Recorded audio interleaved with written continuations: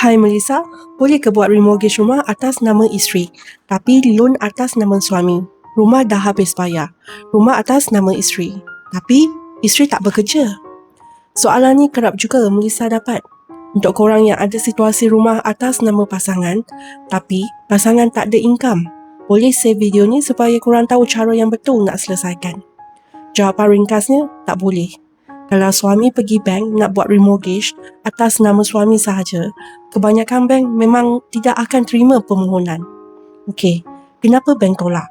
Sebab syarat asas pembiayaan, kalau nak cagar hartanah, peminjam wajib berstatus pemilik rumah tersebut. Dalam kes ni, rumah tu 100% hak milik isteri. Kalau suami buat loan sorang-sorang, tapi nama tak ada dalam geran, bank tak boleh nak pegang apa-apa sebagai security jaminan. Jadi, apa solusinya kalau perlukan cash dari rumah tu? Solusinya mudah. Korang kena buat permohonan remortgage sebagai pinjaman bersama atas nama suami dan isteri. Tapi ada satu syarat penting. Sebelum apply, wajib pastikan kelayakan gaji suami betul-betul mencukupi.